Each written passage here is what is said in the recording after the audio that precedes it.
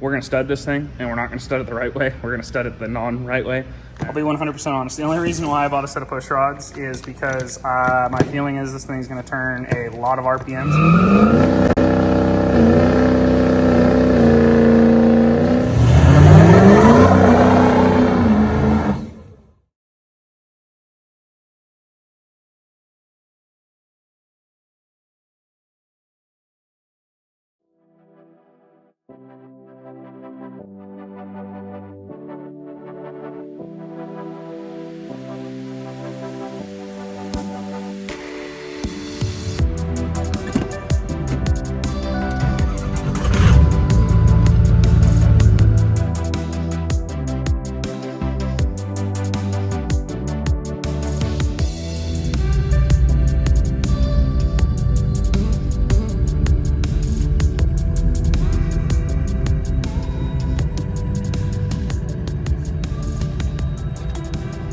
Today, we are finally starting this project that we've been waiting to start on for quite a long time now.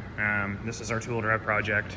I know I kind of talked about the rear drive line and what happened with that, I think, at some point, but I'll get to that section and kind of explain that later. But our main focus for today is just to get the engine stuff done. So I've got a ton of random parts on the shelf, all kind of once we get the cab off of it and start down that road, I'll kind of go over all the parts that we have to put on it.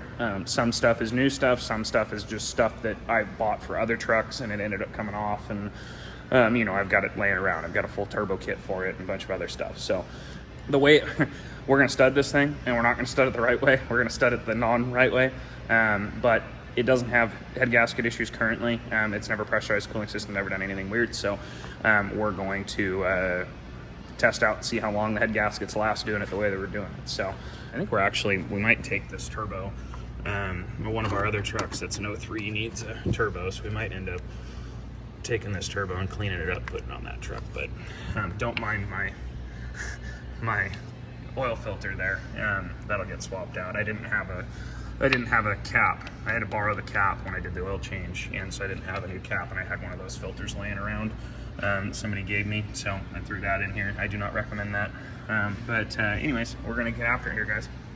So something that a lot of people don't know, and you see this a lot, where people go to pull the cab and they'll pull the whole master cylinder assembly and everything, including the ABS module, and leave it with the frame, is the ABS modules have basically a backflow valve in the top of them, which does not allow the brake fluid to flow backwards.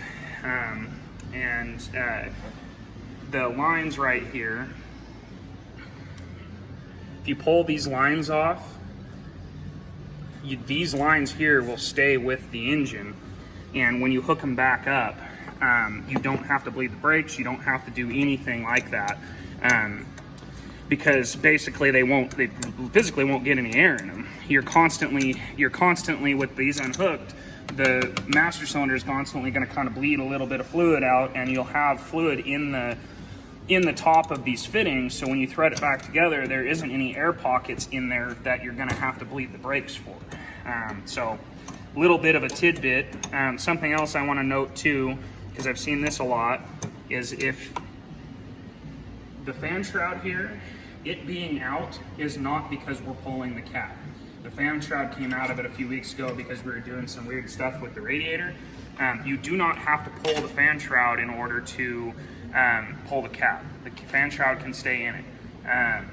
But the fan shroud is literally designed to be, if you didn't know this, with Ford, the way that they manufacture these trucks on the assembly line is they manufacture them in pieces. So they manufacture the cab and everything in one assembly, and then they manufacture the frame and everything in one assembly. So that way when it goes together, it's easy. They just flop the cab down on it, they hook everything up, and it's good to go.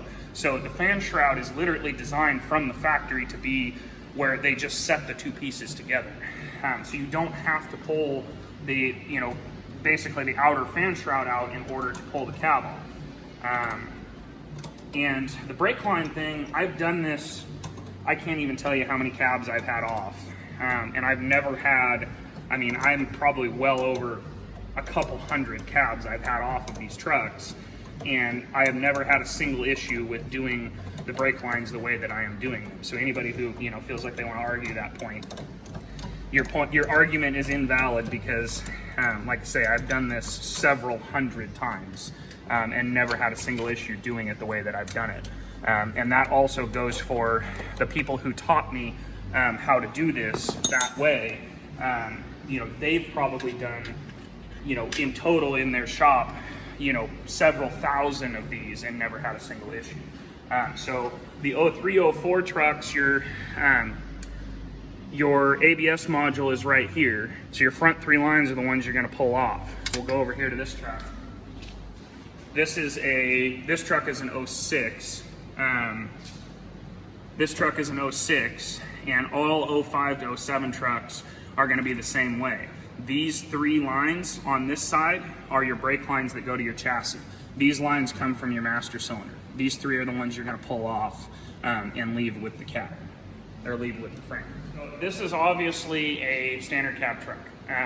Your standard cabs, extra cabs, and crew cabs are going to have crew cabs specifically different than extra cabs and standard cabs, but you're going to have different cab bolt locations per what your cab model is. So standard cabs and extra cabs, they're going to be by far the easiest to get to the cab bolts. They only have 6 total cab bolts. You're going to have one on either side of the radiator up here on the front in the core support. Those are not going to change location no matter what your truck is. And then on crew cab trucks, you're going to have 6 bolts that are in the actual cabin part of the truck. You're going to have 2 up in the front in the footwell where your feet are going to go if you're sitting in the front seats. You're going to have 2 in the center of the cab, which are where your feet are going to be if you're sitting in the back seats, and then you're going to have 2 behind the back seat. The easiest way on a crew cab to get access to those center bolts, because you have to pull the carpet up to get to them, is to remove the rear seat. I think there's 6 bolts that hold the entire rear seat down. And so it makes it really easy that you just pull the side of the carpet up, everything's good. So the front ones are always going to be an 18 millimeter. Let me verify that before I say that. So your front ones are going to be an 18. I don't know why they did this, but on the driver's side of the cab, the actual bolts that bolt the cabin down are different sizes per side. Your passenger side is going to be a 21 millimeter, and your driver's side is going to be a 24 millimeter. There's really no, I would say, special process to doing the cab bolts. You just, like I say, pull the carpet up, and we'll show you the inside when we go to do that. But like I say, you got these ones there, and then we'll show you the ones on the inside.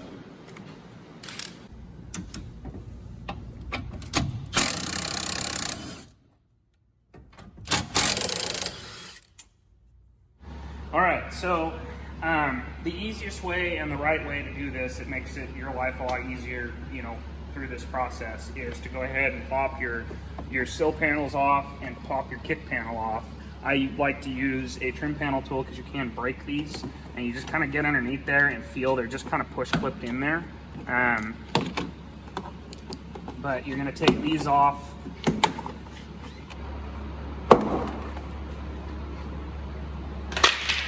Up here in the back there is a push clip. I'll pull it out and I'll show you. There's that up in there. You're gonna pull that out. And then there's 2 just little clips, kind of like what's on the sill panel back behind this piece. You just kind of get in there and kind of pry a little bit, it'll pop off. So you get that piece out. And like I say, now is the time to clean all this up. Unless you want to pull it off again. You just kind of pull the carpet up. In this case, it's vinyl.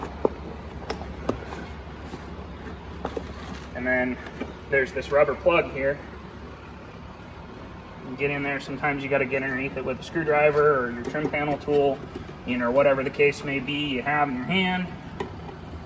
You just kind of pry it out like that, and then your cab bolt's down there. Package tray here. Standard cabs and crew cabs are going to have this. Extra cabs don't. Your extra cab, your back seat, it just pops up. So if you grab at the bottom of the back of the seat, and just kind of pull up. It's just kind of got fingers that lock it down in there. But these have 3 5/16 bolts that hold it to the floor.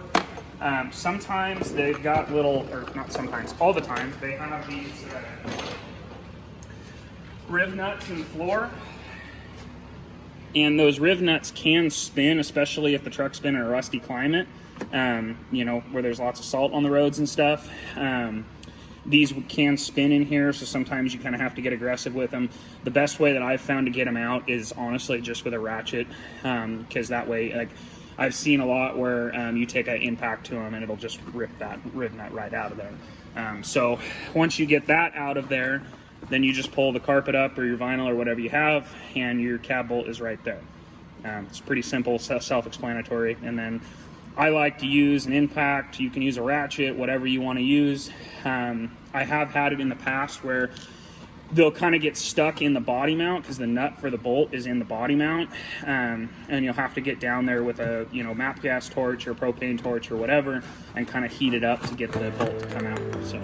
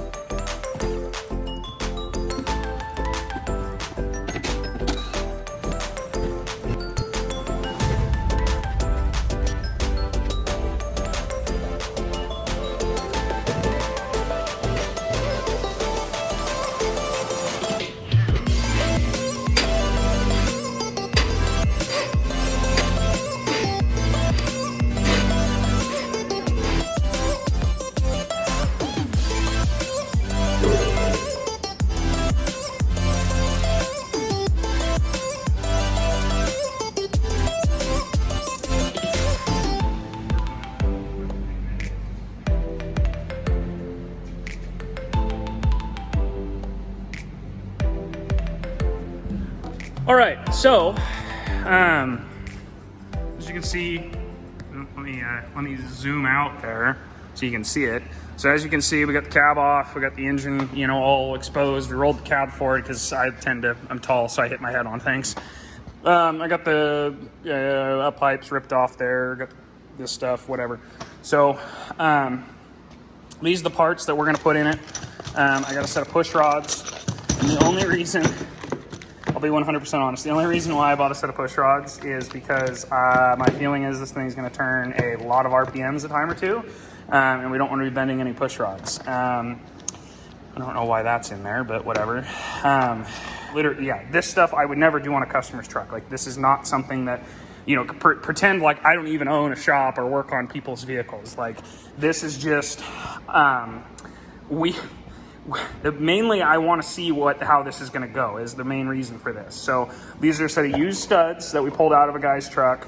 We're not pulling the heads. We're going to drop studs in one by one, and we're just going to see how long it lasts. So it's basically just a test here. So I got a regulated return, and the only reason why I got a regulated return, I don't have a fast for it. I don't have any kind of lift pump for it.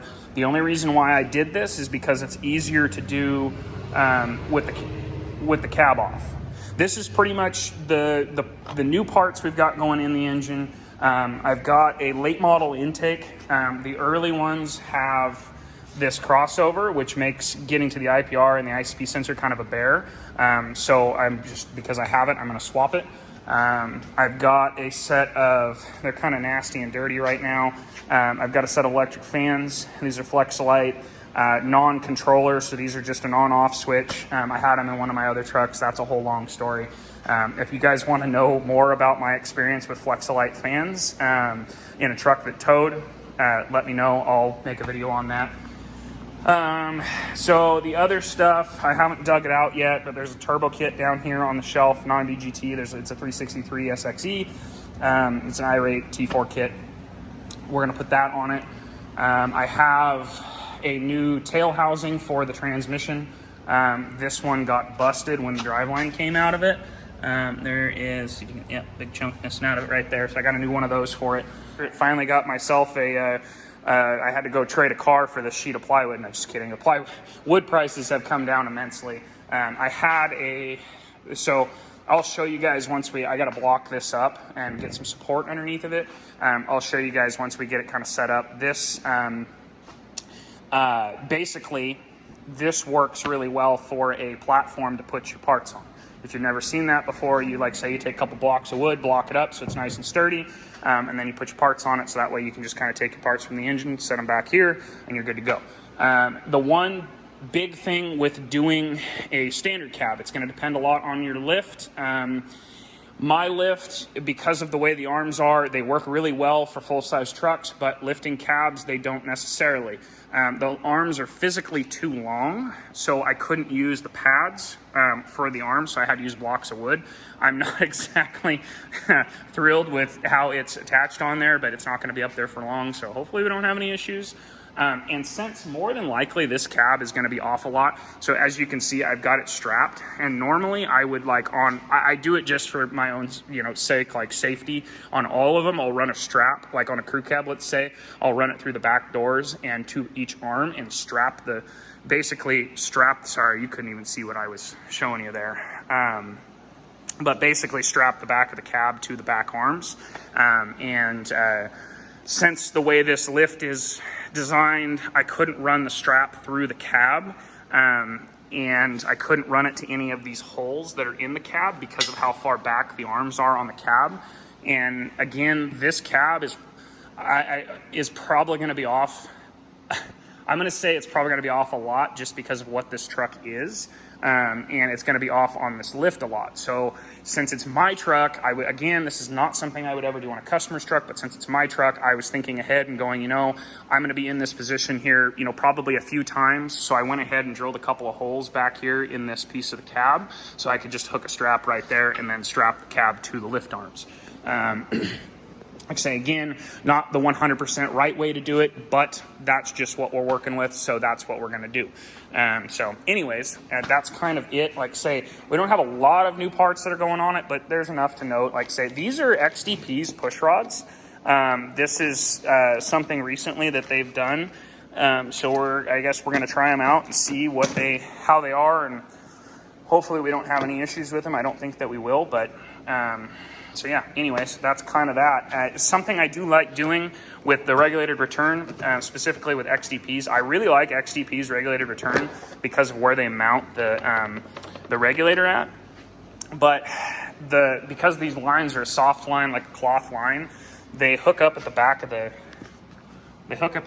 cylinder head right here. And so this line from this side crosses over the back right next to all the exhaust and stuff. And so I like to use some of this DEI heat sheath stuff. And so that way I can kind of slip it over the lines and it keeps them protected from the heat and whatnot. But I do the same thing when you do so if you have a lift pump, which is something that's going to happen with this truck eventually, is when you have a lift pump, you can do a upper fuel bowl delete. When you do the upper fuel bowl delete, then you basically, there's soft lines that go from the front of the head here up over, and so I'll put some heat sheath stuff on that too. But yeah, so that was also one of the reasons why the fan shroud was still out of it. I didn't feel, because we're putting electric fans on it, I didn't feel it was necessary to put the fan shroud back in it because we had the radiator out of it and yada yada yada. But I didn't feel it was necessary to put the fan shroud back in it because we are going to put electric fans in it. So all of this here is going to go away, obviously. So, but yeah. Anyways, that's kind of where we're at. Everything that's on the back end of the truck, there'll be a whole separate video on that. So anyways, I'm going to stop rambling and we're going to get after it. Like I say, hopefully the lunch shows up soon because I am starving. But yeah, anyways, that's where we're at.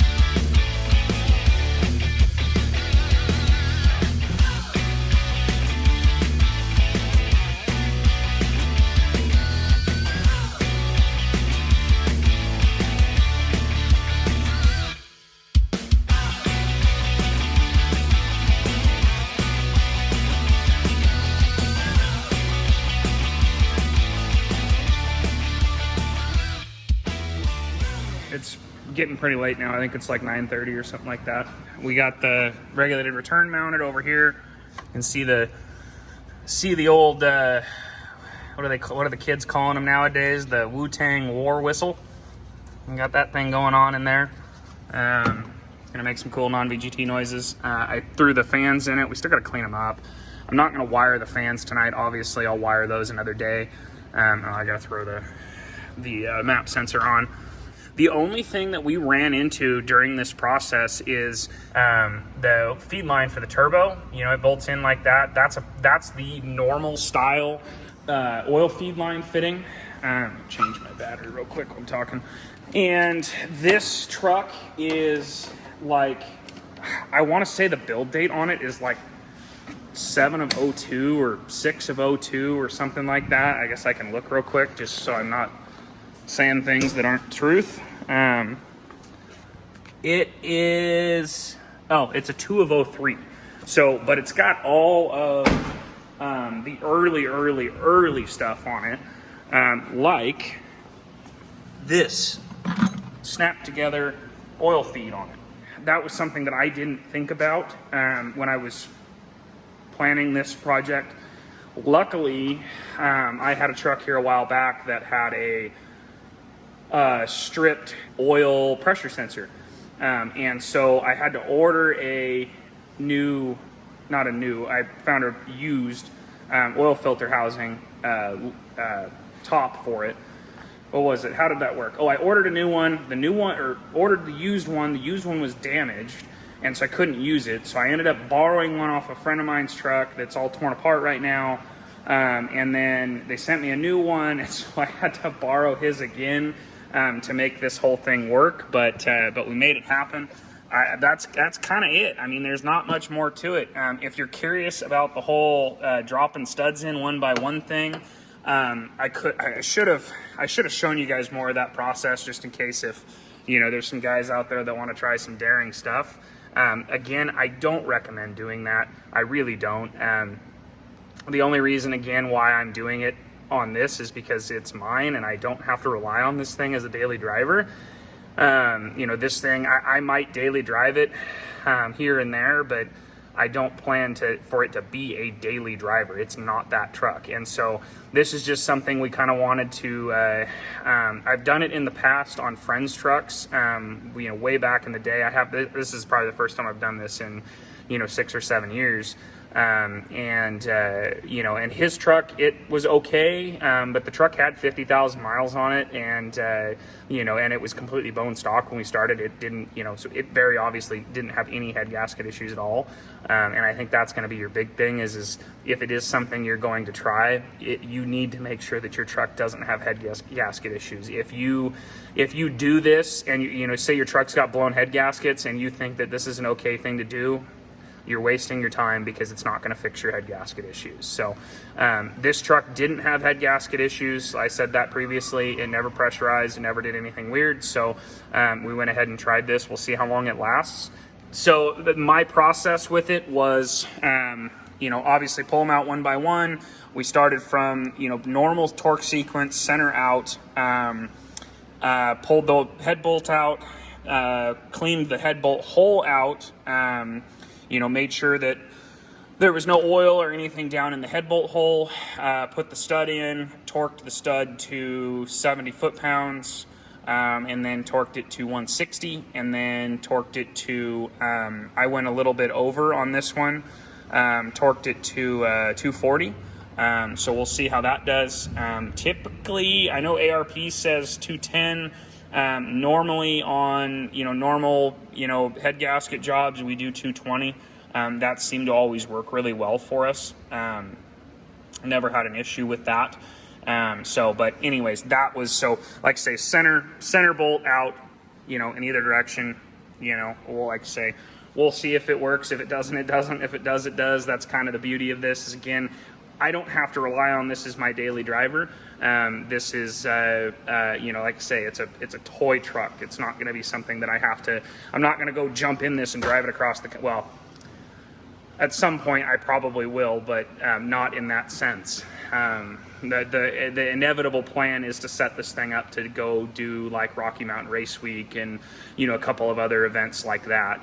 So it will get some good miles put on it, but more than likely by the time it sees that type of driving, it'll have the complete top end gone through, if not a complete different engine in this thing, you know, or a built engine at that point. So, and, you know, who knows? Like say, I don't know how this is going to do. This may, you know, we may be able to rifle on this thing for quite a while, you know, make some decent power on it at the way that it is.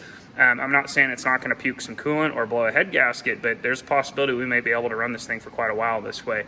You know, time will tell, like I say. And it's also possible too that, I mean, this thing hasn't ran in a year. So, and the last time that it was driven, it really, I didn't drive it that much. Honestly, I think my brother's put more miles on this thing than I have in my ownership. I've owned it for 2.5 years. I've had it for 2.5 years. 2.5 years, yeah. And I've probably only put a total of maybe 50 miles on the truck myself, maybe 100 if we're lucky. So more other people have driven it more than I have. And so, like I say, it's possible it had a head gasket issue. I don't think it did. I never actually checked it that far, but we'll try this out and see how it works. So, but anyways, we're going to kind of, like say, keep plucking along here. My hopes is which I don't see any reason why we can't, is that I'll get it fired up here in a little bit and we'll record a little bit of that for you. So.